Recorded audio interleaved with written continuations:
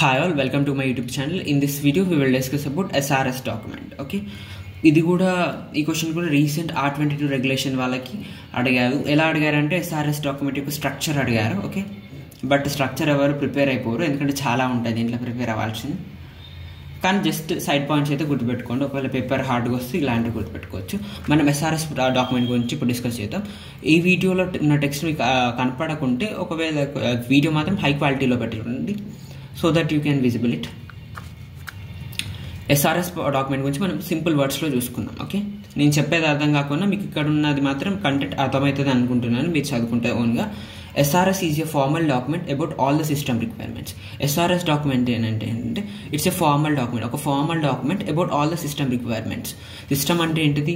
Project requirements అని అనుకోండి. Okay, ఈజీగా. ఓకే, ఒక కస్టమర్ వచ్చి ఒక ప్రాజెక్ట్ డెవలప్ చేయమని, ఆ ప్రాజెక్ట్కి కావాల్సిన రిక్వైర్మెంట్స్ ఏంటి, ఆ కస్టమర్కి కావాల్సిన రిక్వైర్మెంట్స్ అనేవి ఈ SRS డాక్యుమెంట్లో స్టోర్ చేస్తారు. Okay, it is a simply formal document about all the system requirements. System requirements అంటే కంప్యూటర్ రిక్వైర్మెంట్స్ అనుకోకండి, ఇట్స్ ప్రాజెక్ట్ రిక్వైర్మెంట్స్. ఓకేనా, ఆర్ కస్టమర్ రిక్వైర్మెంట్స్.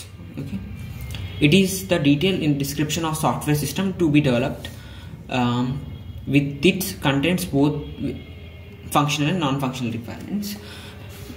యాక్చువల్గా మనకి functional requirements, non functional requirements అనేవి ఉంటాయి. ఫంక్షనల్ రిక్వైర్మెంట్స్ అంటే ఏంటి అంటే about functionality of the system. అంటే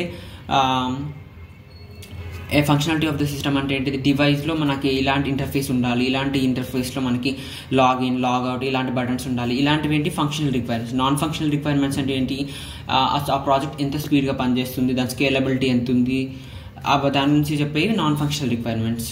ఈ SRS డాక్యుమెంట్ ఏముంటుందని అంటే డీటెయిల్ డిస్క్రిప్షన్ ఉంటుంది about all the functional requirements and non functional. First point ఏం చూసామంటే it's a formal document about all the system requirements. SRS డాక్యుమెంట్లో ఏముంటుందంటే డీటెయిల్ డిస్క్రిప్షన్ ఉంటుంది about both functional and non functional requirements. Okay, SRS document is actually an agreement between the client and developer or firm. Okay, SRS document ఏంటంటే ఇద్దరి మధ్యలో ఒక agreement లాంటిది. అని అంటే for example ఒక క్లయింట్ నాకు ఇలాంటి రిక్వైర్మెంట్స్ కావాలి నా ప్రాజెక్ట్లో అని చెప్పారనుకోండి, డెవలపర్ ఏం చేస్తారు? అలాంటి రిక్వైర్మెంట్స్ డెవలప్ చేస్తారు.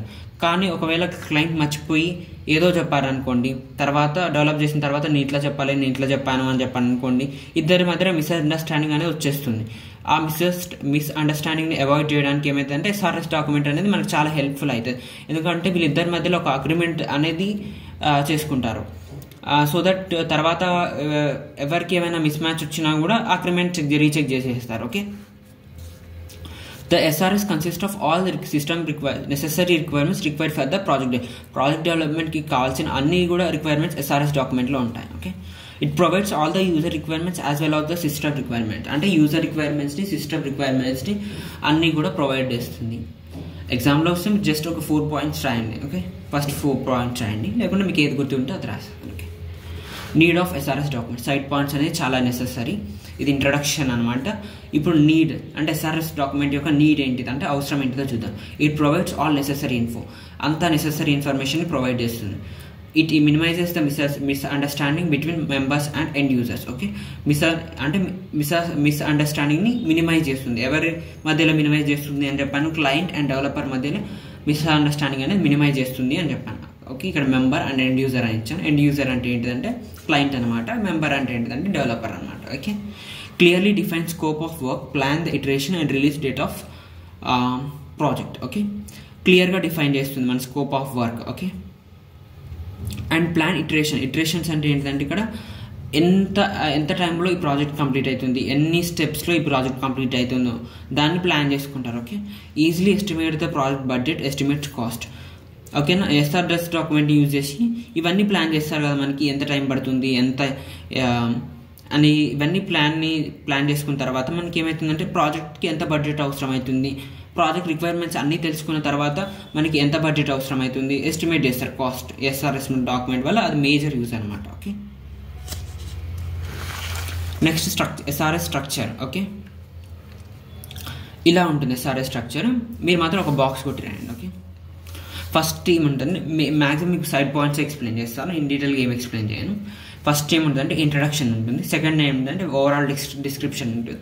థర్డ్ వన్ ఏంటిదంటే system requirements, system features and requirements గురించి ఉంటుంది. ఫోర్త్ వన్ ఏంటిదంటే డెలివర్ ఫర్ అప్రూవల్ అని 4 సైడ్ పాయింట్స్ ఉంటాయి. దాంట్లో సబ్ పాయింట్స్ ఉంటాయి, అంటే 1.1, 1.2, 1.3, 1.4. మీరు ఒక్కోసారి 2-3 టైమ్స్ బై హార్ట్ చేస్తే మీకు ఈ స్ట్రక్చర్ ఈజీగా గుర్తుంటుంది. యాక్చువల్గా మీకు ఎస్ఆర్ఎస్ గురించి అడిగినా కూడా మీకు ఈ కొంచెం మ్యాటర్ రాస్తే 5 మార్క్స్ అయితే వేయరు. అంటే ఇక్కడ ఉన్న మ్యాటర్ రాసేస్తే డైరెక్ట్ 5 మార్క్స్ అయితే వేయరు కదా. మీరు ఖచ్చితంగా ఈ ఇంట్రడక్షన్ గురించి రాయాలి, నీడ్ ఆఫ్ ఎస్ఆర్ఎస్ గురించి రాయాలి. మీరు కొంచెమన్నా బేసిక్ స్ట్రక్చర్ అయితే రాయాలి కదా. జస్ట్ సైడ్ పాయింట్స్ అన్నా మీరు స్ట్రక్చర్ వేయాలి, ఎస్ఆర్ఎస్ డాక్యుమెంట్ ఎలా ఉంటుంది. సో దట్ మీకు అప్పుడైతేనే ఫుల్ మార్క్స్ అనేవి వస్తాయి. ఓకే, ఇంట్రడక్షన్లో ఏముంటుంది అంటే పర్పస్ ఆఫ్ ద ప్రాజెక్ట్ గురించి ఉంటుంది, ఇంటెండెడ్ ఆడియన్స్ ఉంటుంది, అంటే ఏ ఆడియన్స్ పైన ఫోకస్ చేస్తున్నారు ఈ ప్రాజెక్ట్ అనేది, స్కోప్ అంటే ప్రాజెక్ట్ ఎక్కడ వర్క్ చేస్తుందో స్కోప్ ఉంటుంది, అండ్ డెఫినేషన్స్ అన్నిటి గురించి ఉంటుంది. మనకి రిఫరెన్స్ ఎక్కడ నుండి తీసుకుంటున్నాం ఉంటుంది. ఒకసారి 2-3 టైమ్స్ బై హార్ట్ చేస్తే మీకు ఈజీగా గుర్తుంటుంది. ఓవరాల్ డిస్క్రిప్షన్ ఉంటుంది, యూజర్ ఇంటర్ఫేసెస్ ఏంటి, సిస్టమ్ ఇంటర్ఫేసెస్ ఏంటివి, కన్స్ట్రెంట్స్ ఏంటి, అసంప్షన్స్ ఏంటి, డిపెండెన్సీస్ ఏంటి, యూజర్ క్యారెక్టరిస్టిక్స్ ఏంటి, వీటన్నిటి గురించి కూడా ఓవరాల్ డిస్క్రిప్షన్లో ఉంటుంది. సిస్టమ్ ఫీచర్స్ అండ్ రిక్వైర్మెంట్స్ గురించి కూడా ఉంటుంది. ఏంటి అంటే ఫంక్షనల్ రిక్వైర్మెంట్స్ ఏంటి, నాన్ ఫంక్షనల్ రిక్వైర్మెంట్స్ ఏంటి, యూజ్ కేసెస్ ఏంటి, ఎక్స్టర్నల్ ఇంటర్ఫేస్ రిక్వైర్మెంట్స్ ఏంటి, లాజికల్ డేటాబేస్ రిక్వైర్మెంట్స్ ఏంటి, వీటన్నిటి గురించి కూడా system features and requirements. Database అంటే ఏంటిది, ఎక్కడైతే డేటాను స్టోర్ చేస్తారో దాని డేటాబేస్ అంటారు. ఓకే, ఆల్రెడీ మీకు సిస్టమ్ రిక్వైర్మెంట్స్ అంటే ఏంటియో చెప్పాను, యూజర్ రిక్వైర్మెంట్స్ ఏంటి అని చెప్పాను. ఓకే, సిస్టమ్కి రిక్వైర్మెంట్స్ అంటే సిస్టమ్కి ఎలాంటి రిక్వైర్మెంట్స్ కావాలో వాటిని సిస్టమ్ రిక్వైర్మెంట్స్ అంటారు. యూజర్ రిక్వైర్మెంట్స్ అంటే యూజర్కి ఎలాంటి రిక్వైర్మెంట్స్ కావాలో వాటిని యూజర్ రిక్వైర్మెంట్స్ అంటారు. ఓకే, డెలివర్ ఫర్ అప్రూవల్ అంటే లాస్ట్ ఒక స్టాంప్ లాంటిది అనేది. ఓకే, లాస్ట్ క్యారెక్టరిస్టిక్స్ కూడా రాయాల్సి ఉంటుంది. ఇవన్నీ రాస్తే ఏమవుతుందంటే ఫుల్ మార్క్స్ పడుతుంది. హాఫ్ రాస్తే ఏమవుతుందంటే హాఫ్ మార్క్స్ ఇస్తారు, 2.5 అట్లా. ఓకే, ఒకవేళ మీ అదృష్టం బాగాలేకుండా సబ్ పాయింట్స్ ఎస్ఆర్ఎస్ స్ట్రక్చర్ అని అడగొచ్చు, డైరెక్ట్ ఎస్ఆర్ఎస్ క్యారెక్టరిస్టిక్స్ గురించి అడగొచ్చు.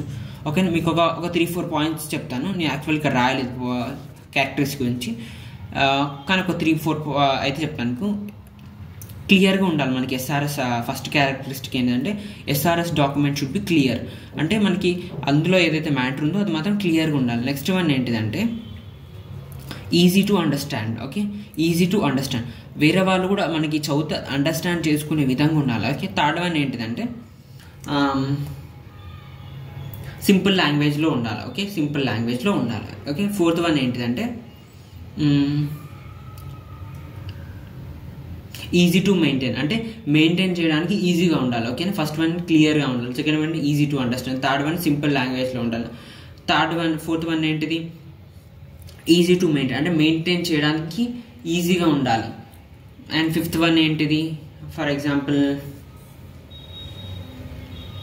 అందులో డీటెయిల్ ఇన్ఫర్మేషన్ ఉండాలి. ఓకే, నేనైతే కొన్ని చెప్పాను, మీరు మాత్రం గూగుల్లో రిఫర్ చేయండి మామూలుగా ఏంటివి క్యారెక్టరిస్టిక్స్ అనేవి, so that you can easily understand some more characteristics. ఎందుకంటే మీరు 3-4 గుర్తుపెట్టుకుంటే ఎగ్జామ్లో రాయలేరు, అట్లీస్ట్ ఒక 10 గుర్తుపెట్టుకుంటే దాంట్లో ఒక 5-6 అయినా రాయడానికి వీలు ఉంటుంది. నా సజెషన్ ఏంటిదంటే ఏమైనా వెబ్సైట్లో రిఫర్ చేయండి, what are the characteristics of SRS. ఇది కూడా చాలా important. Okay, if you like this video, thanks for watching.